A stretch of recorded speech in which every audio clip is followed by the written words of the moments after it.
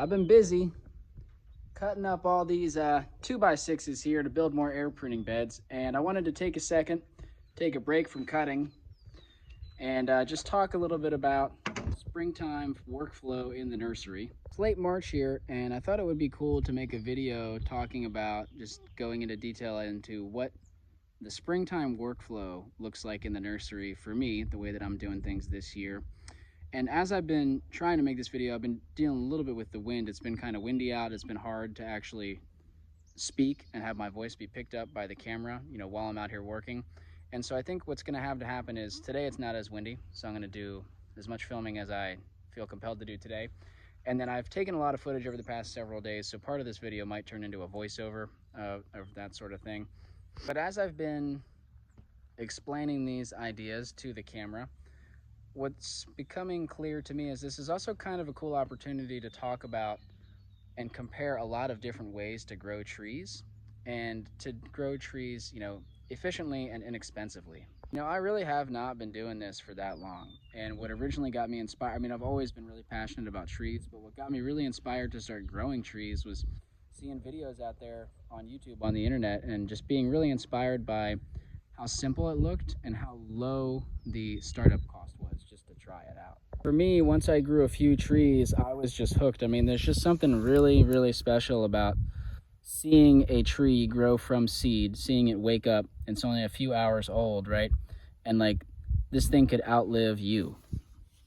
I've heard Akiva Silver over at Twisted Tree Farm say something similar. I'm sort of borrowing his words, but I think it's a really good way to articulate the magic of growing trees. At least for me, there's something magical that happens watching all these trees grow, especially grown from seed. And all it took was, my first year I had maybe 30 or 40 potted trees, a lot of red maples and things that I got just from digging up trees in my yard.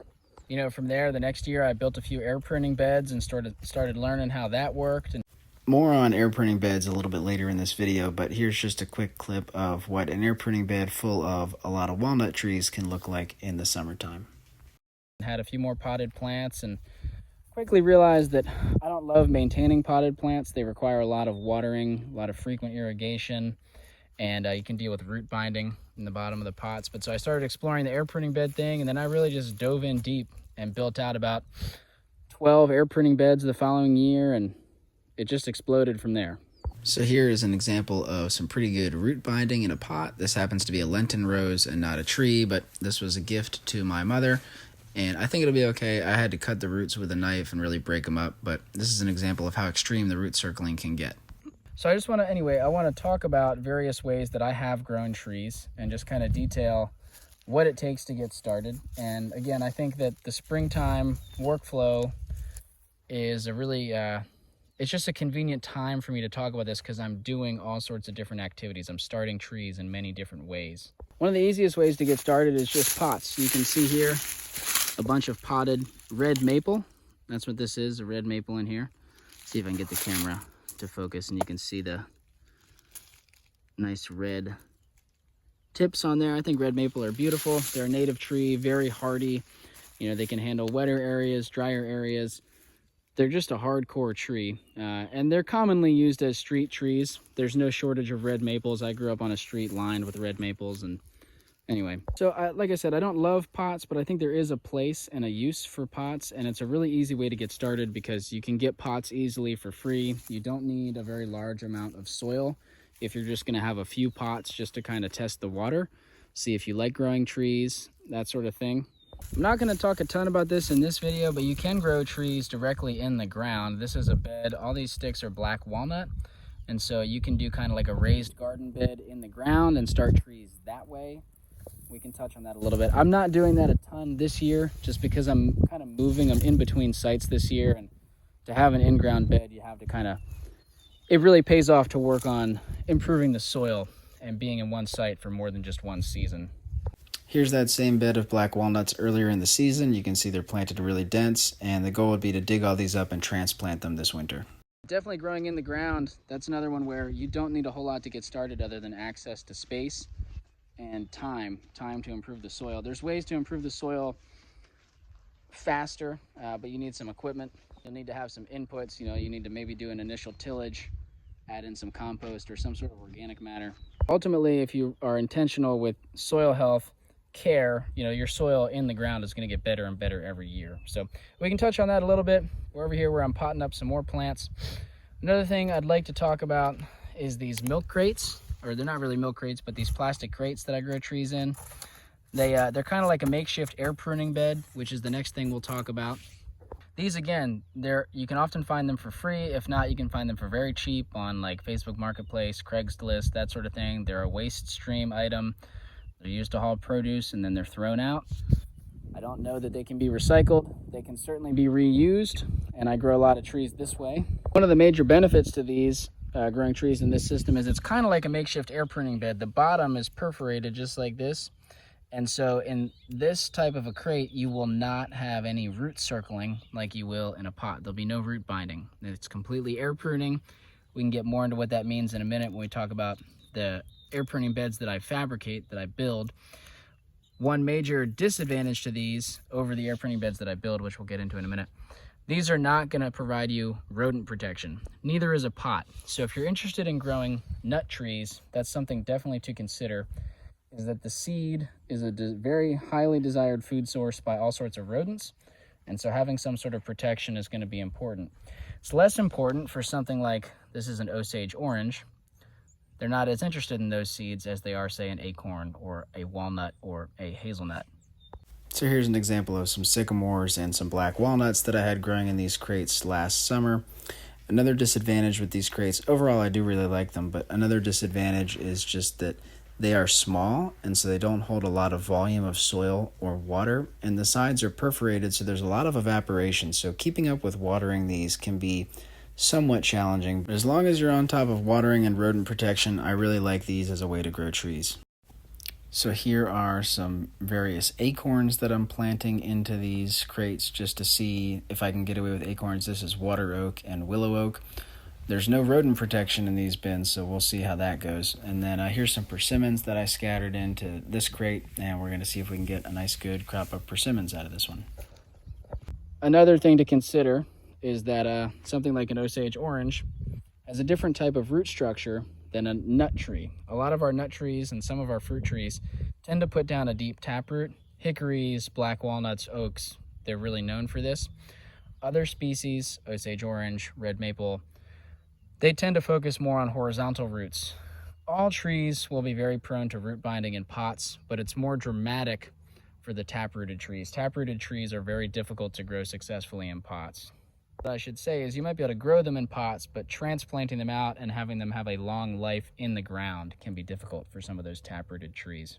Air pruning beds, probably the last method that we'll talk about, the fabricated air pruning beds. That's what's going on here. I'm cutting up wood to make more frames for more air pruning beds. This is something I'm doing in the spring.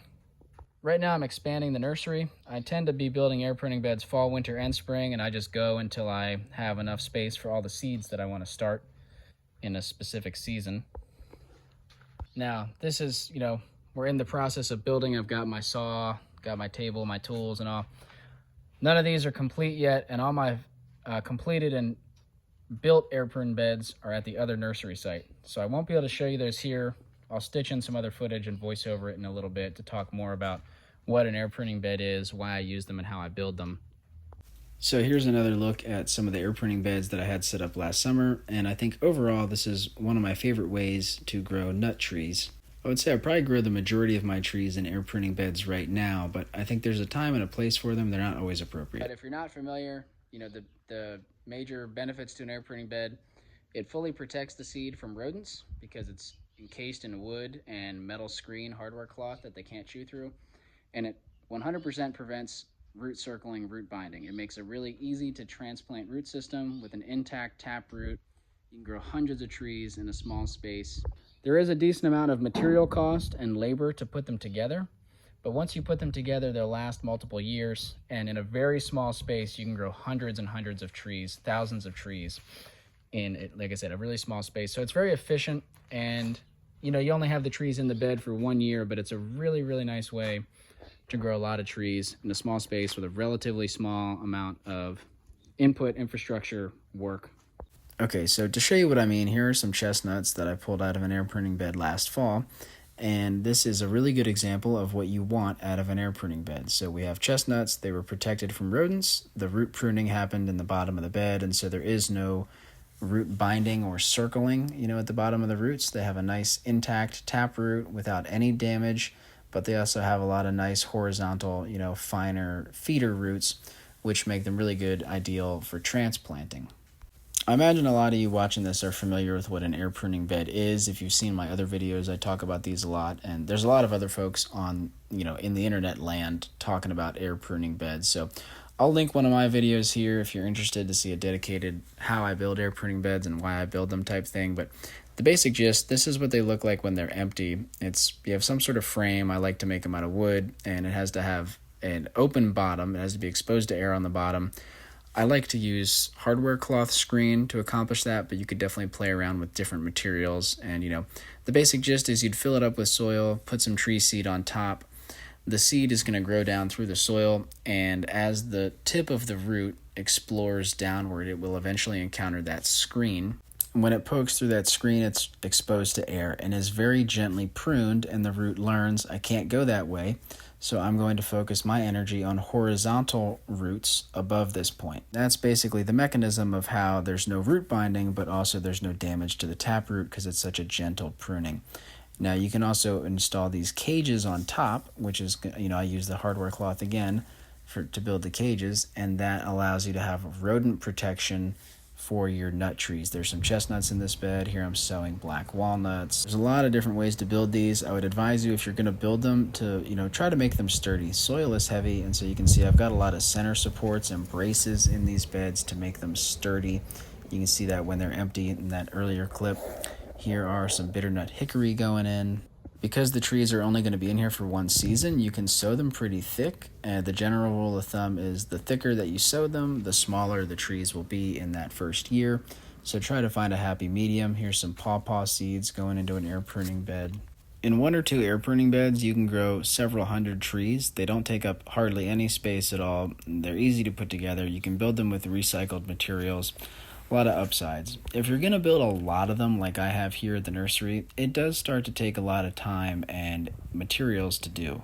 Because of that, I'm moving towards only using air pruning beds for the deep tap-rooted species and for the nuts that I want to protect from rodents. Other types of trees I prefer to grow in the ground in raised beds or in those cheaper, easy to set up plastic crates. Just a snapshot in time how I'm feeling about it right now.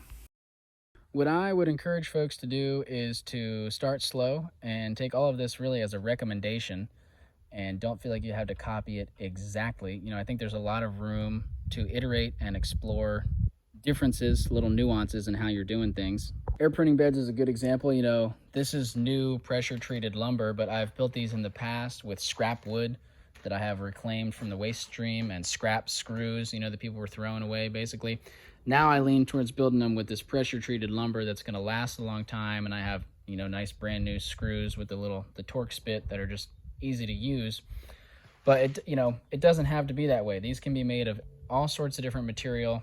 They can be filled with all sorts of different soil. I mean, that's another thing that you can really just, I would say, experiment, use what you have and see what works, and don't put all your eggs in one basket.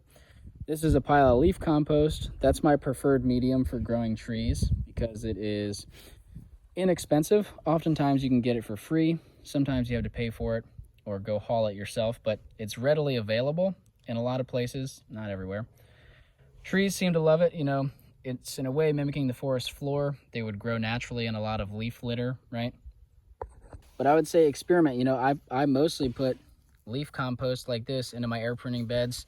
I'll mix in a lot of the times some native soil, like this sandy stuff gets mixed in just from scooping up these piles. I get a lot of sand and some clay into my beds. I think that's fine. Sometimes I mix in other types of compost, like aged, compost I make with food waste here from the house, or worm compost. I think if you have access to good native soil, you could try just using native soil as long as it's not too heavy of a clay. I think that's worth exploring for sure.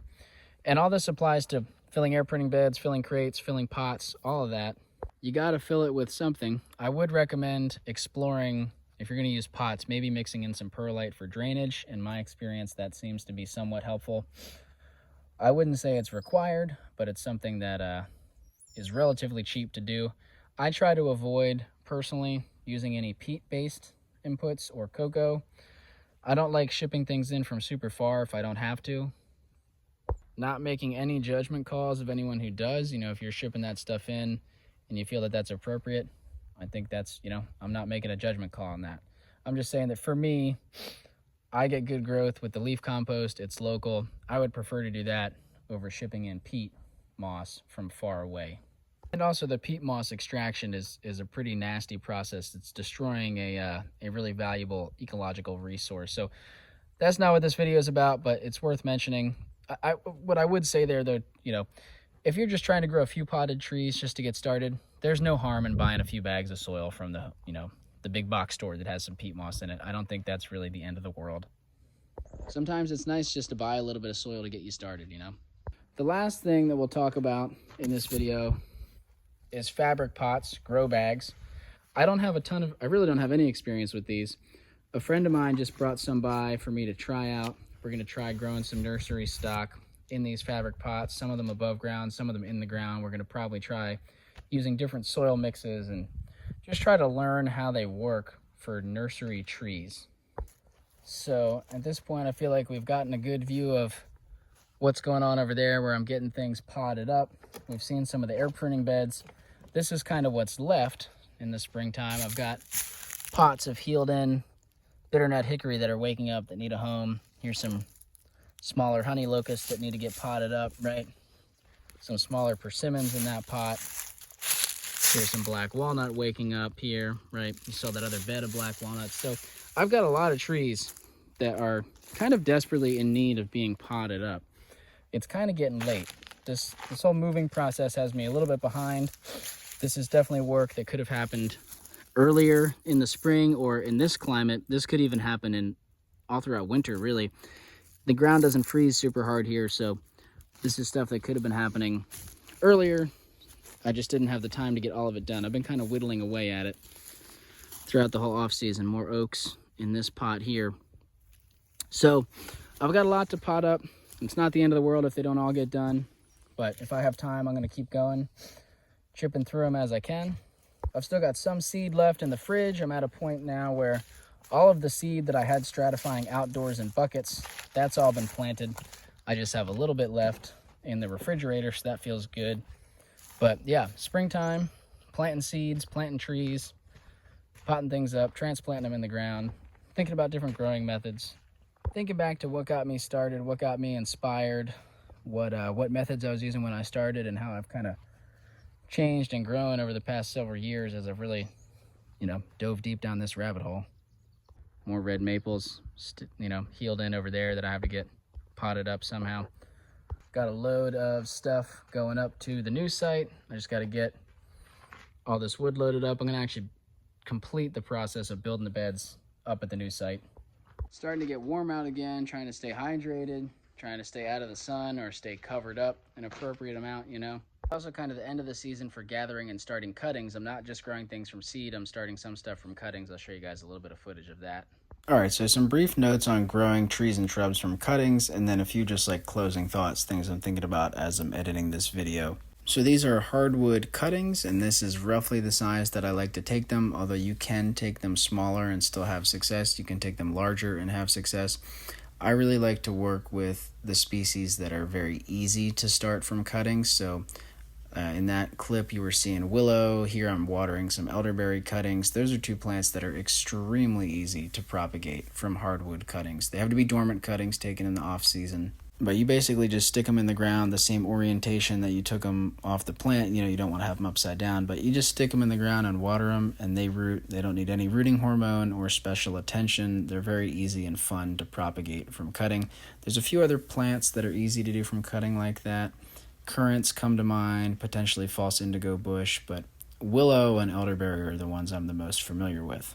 Some other notes. I'm really playing around a lot this year with spacing, as you may have seen from the various seeds that I've shown in this video. Like, these black walnuts are planted really dense. I planted black walnuts this dense last year, and I was pretty happy with the results that I had, so I'm trying that again. But I'm also trying some beds where the black walnuts are much further spaced apart, and I'm trying to see, can I get the trees to be larger in their first season. This time of year, a lot of my black walnuts are sprouting, so it's important that I got to these seeds in time before those little baby roots started growing too long in the storage bucket and getting all tangled up. You can see some of them are already starting to sprout. The shoots, the leaves are starting to come up. So again, middle of spring here, we're really kind of pushing it for me as far as these seeds need to get planted fast.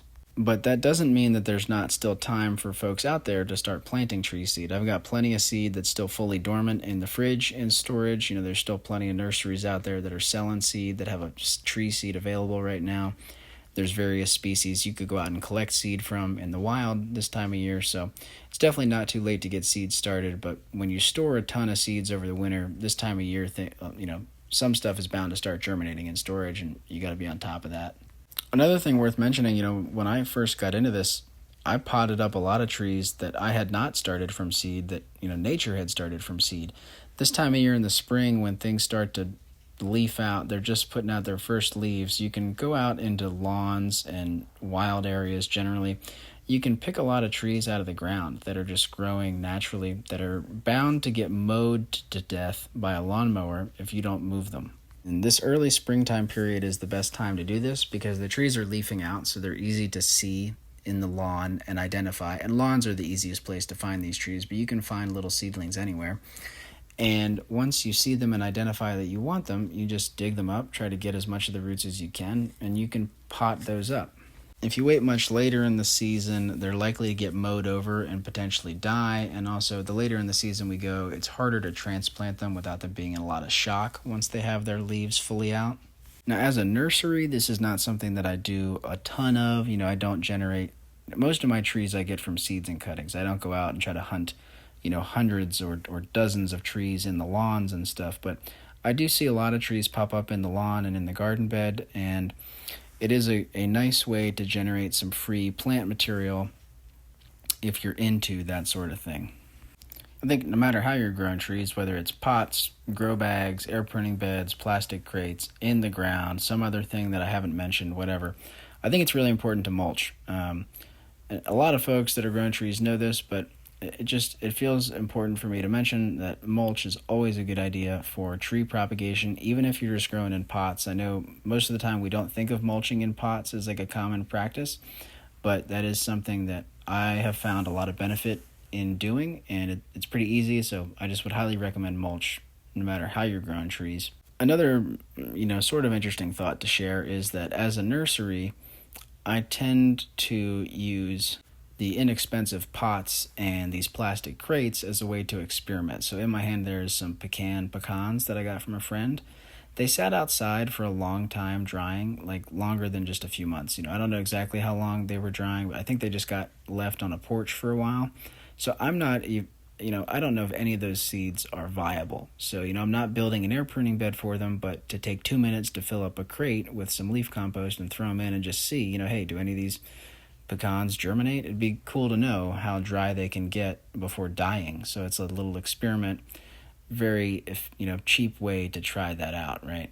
If you're just building one air pruning bed or just potting up like 10 or 20 things, it doesn't really matter how efficient you are. But when you get into doing this at a larger scale, and I'm still at a relatively small scale, but I've got enough of this going on that I do have to be pretty conscious about how I'm spending my time and trying to be as efficient as possible. So I save the air pruning beds for the seeds that I know are really high quality, they're going to have a high germination rate, and they're from really valuable mother trees. I want to protect them and give them the best chance possible to produce a lot of healthy seedling trees, whereas anything that's going to be more experimental or seed that is less valuable, maybe like it might not have as high of a germination rate, I tend to throw it in these plastic crates or into pots. I didn't touch on those grow bags a whole lot, but I am really excited about those. As I've mentioned, one of the biggest reasons I don't like pots is the root binding. Another reason I don't like pots is they need very frequent watering. Potentially, these fabric pots can address both of those issues. The fabric that the pots are made of is rather breathable, and so it's an aerated system, and supposedly this prevents root binding. We'll see. We're going to test it out this season, and Also, you can bury these fabric pots into the ground and then dig them up after a year. Supposedly, the roots don't really bust through the fabric pots, and this really cuts down on watering needs because the pots then have access to soil moisture that they can wick up a little bit. And we'll see how all this works. I'll report back. Apparently, it's also possible when you dig these pots into the ground that the trees will put out some exploratory roots. Some fine roots might break through the pots and explore the soil around a little bit, but they're not very large roots, and so when you dig the pot up at the end of the season, it doesn't really stress the tree out that much to have those small fine roots removed. But during the growing season, it gives them access to more water and nutrients than they would have if they were just using what's inside of the pot, above ground. I don't know. We'll see. Maybe some of you have experience using those fabric pots to grow trees. I know they're really common for growing other types of plants, but I haven't heard a lot of folks talk about growing trees in them. So I'm excited to see how that goes. And, like I said, we'll report back soon.